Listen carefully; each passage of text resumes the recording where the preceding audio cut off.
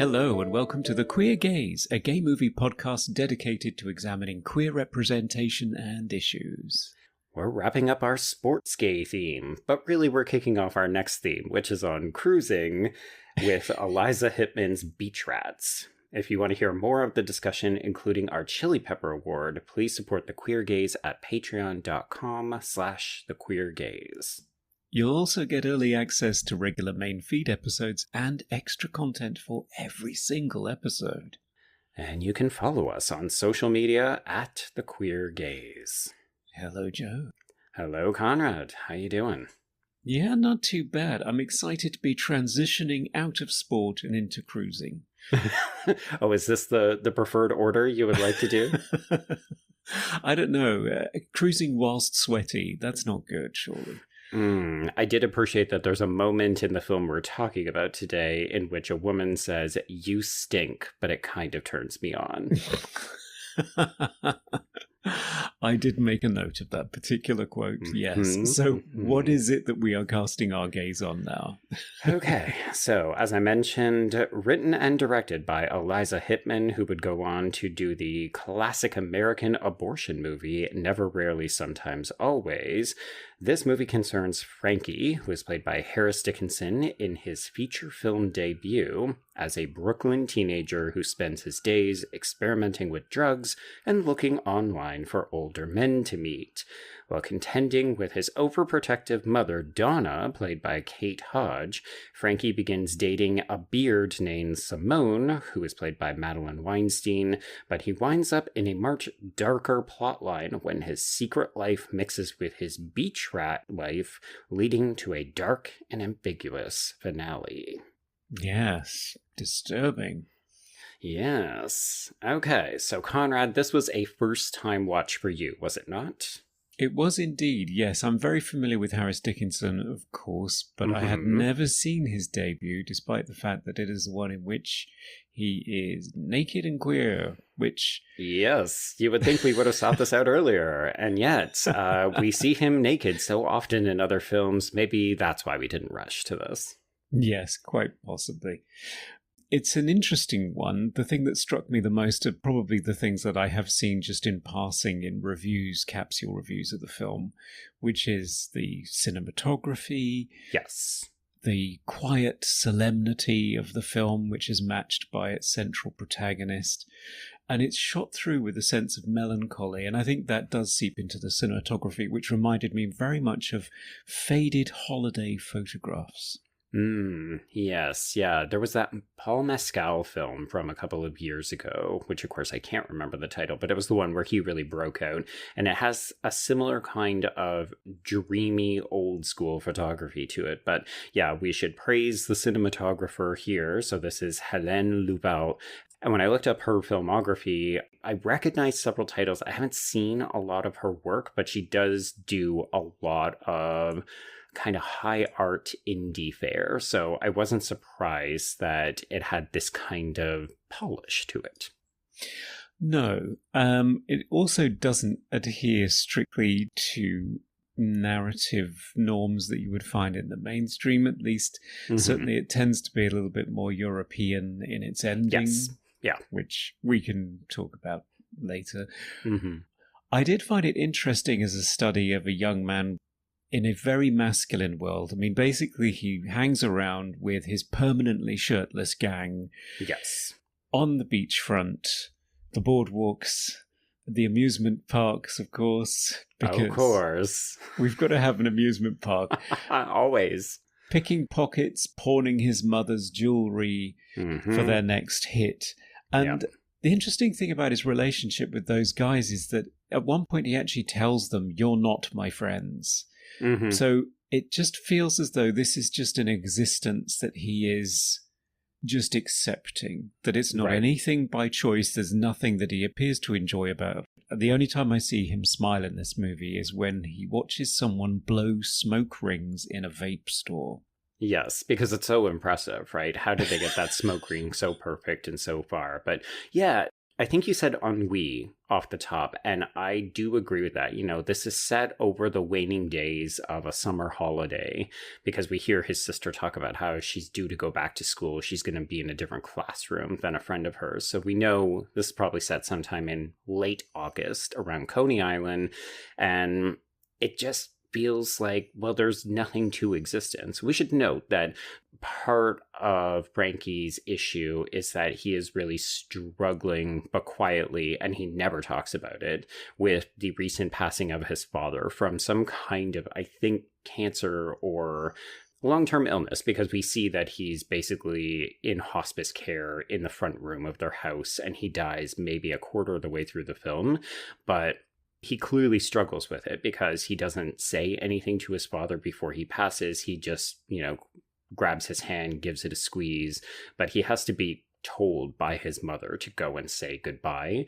And I like that that does hang over the film, but it also doesn't excuse this character because he is a bit of a piece of shit. Yeah, he really is. But I guess what is he supposed to be? 17? 17, 18? yeah. Yeah.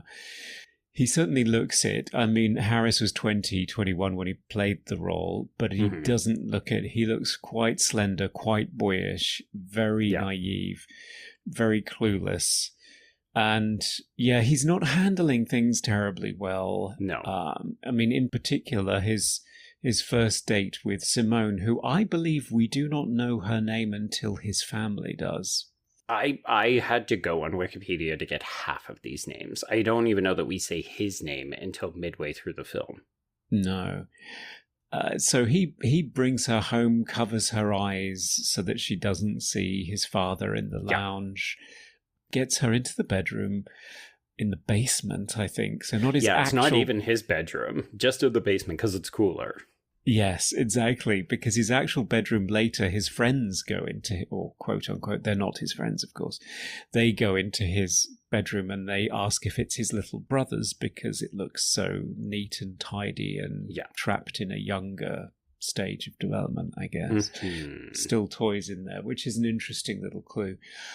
So yeah, he takes her to the cooler basement and she's having to do everything. All the work. Well, because he's gay and he doesn't want to actually have sex with her, but of course he's completely homo-repressed and doesn't want to address it, so it's all this internalized homophobia and toxic masculinity, but he treats her like garbage. Yes, he is so awful to her. Now, kudos, he does apologize later. Oh, well, he apologizes every time, but then he just keeps doing shitty things to her. Like, I did like that because this felt very genuine. I'm sure there were a lot of women who looked at this and said, oh no, I've dated one of these mommy I can fix him guys. Or sorry, a fixer-upper. That's what Simone eventually calls him when she breaks up with him, as she declares herself newly renovated. Yes, she is. And I don't blame her because I know a lot of women that with straight guys put in all the work to turn him into a decent human being and then he goes out with someone 10 years younger. Yes, yeah. Probably after cheating on them. Yes, exactly. So yeah, she gets rid of him pretty quickly and says that he's just too much work, which is fair enough. And meanwhile, he is of course cruising online on a webcam website. It's very passive cruising. If we're going to be studying cruising, he just logs in. Sometimes he even seems embarrassed by what he's seeing. He's covering his eyes. He's ashamed. He never has a light on his face. He's always got a cap pulled down over his eyes. Okay, I definitely see what you're saying. I read it as, because we learn very quickly he has a fixation for older men, and he will come to say it near the end when he picks up a younger guy named Jeffrey, that the reason he goes for older men is because he knows that they won't know anyone he knows. He doesn't have to worry about running into them.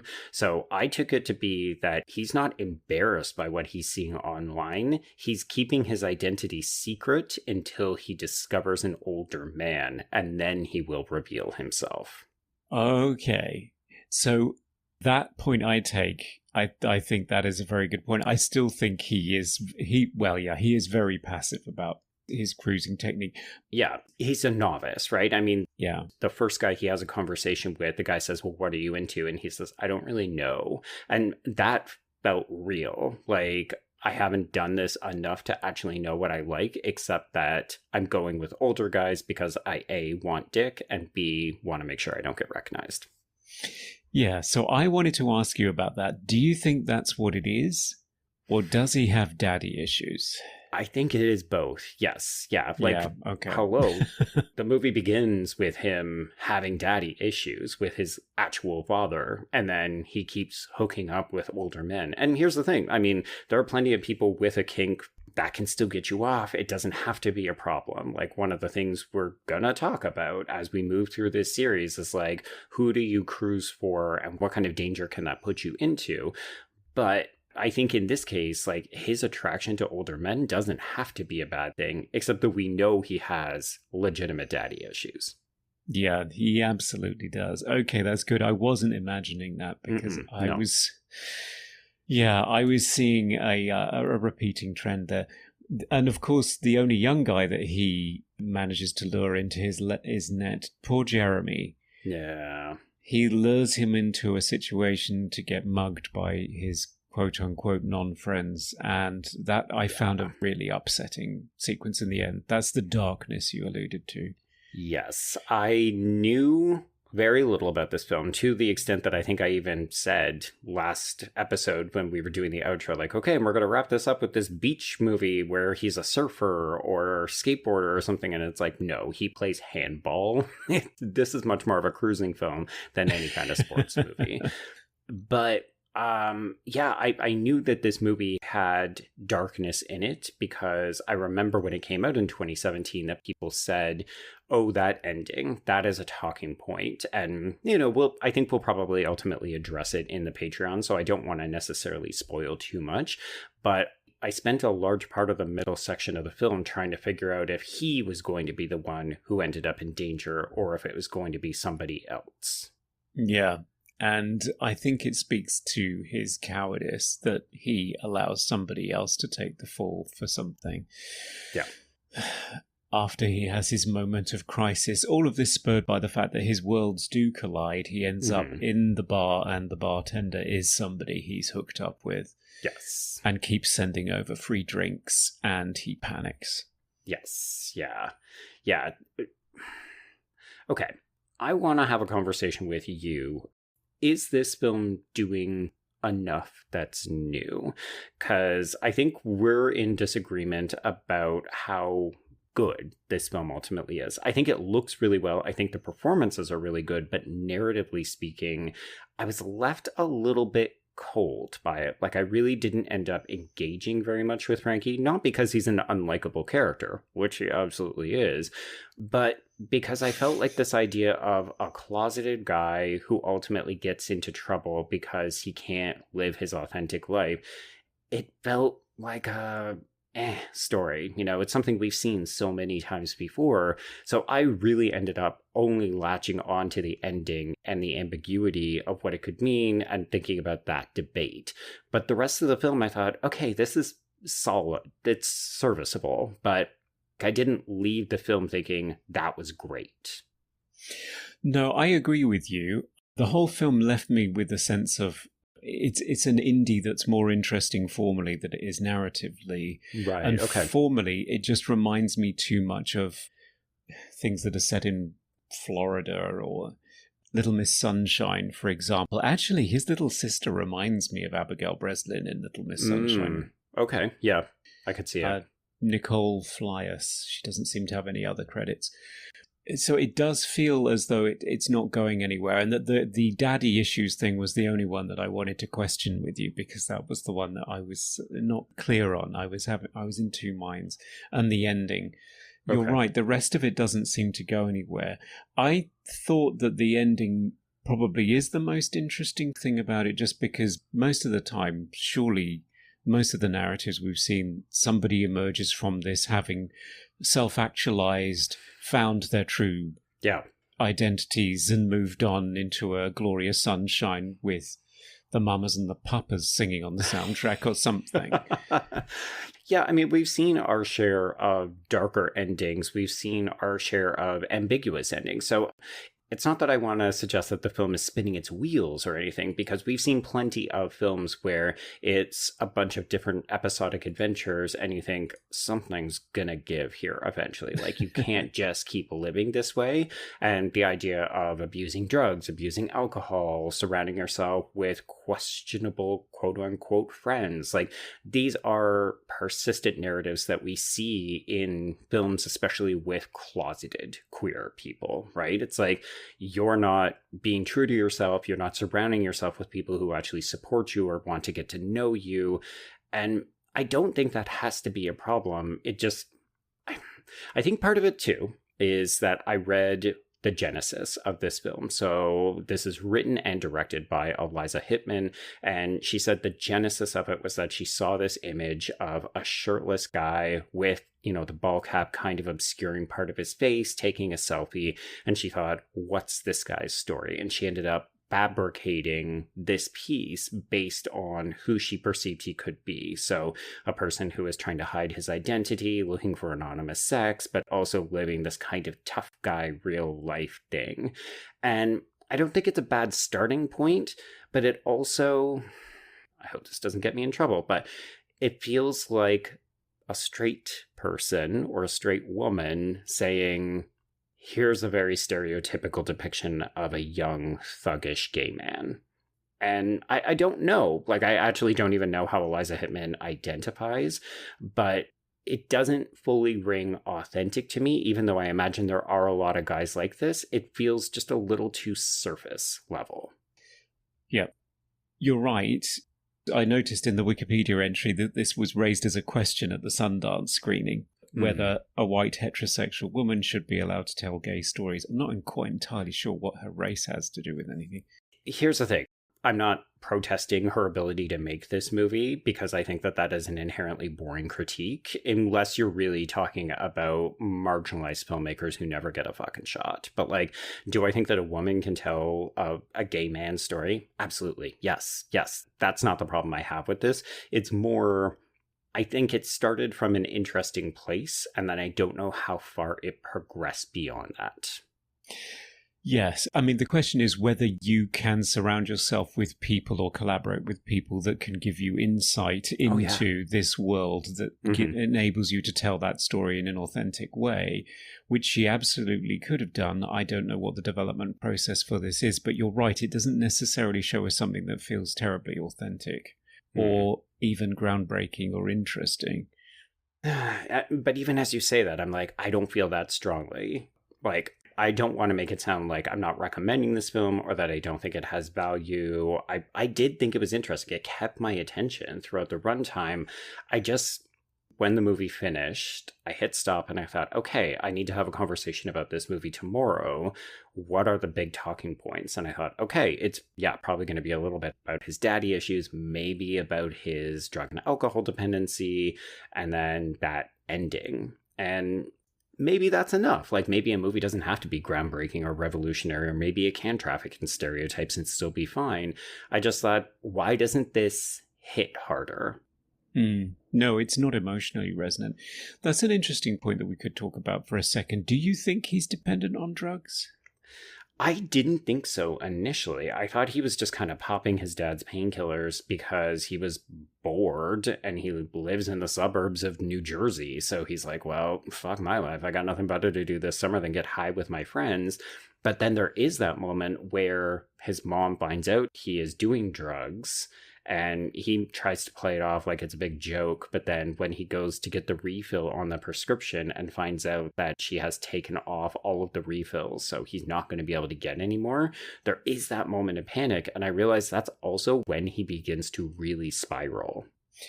Okay. That might be the case. I thought he was trying to get them for his friends. I mean, he definitely is, but there's no reason for him. Like, the entire last act of this film is him going to them and being like, well, I gotta get us pot. And how else am I gonna get us pot? Because we don't have any money and I can't pawn anything. So I guess we'll lure gay men into hanging out with us. and then we'll just rob them. And to me, that feels like a stark escalation. Like, I was having a conversation with my husband. This is 2017. It's not that long ago. This is not a period film. It's set in contemporary times. You can buy pot for cheap. Like, I get that they probably don't have a ton of money because they all look like slacker losers. But at the same time, can they scrounge together like $20 to buy pot so that they don't have to beat the shit out of gay men? Yes. And also maybe that's the point that the film is making, is that these guys are such dinks that they would actually rather beat the shit out of somebody than actually go and, get a job.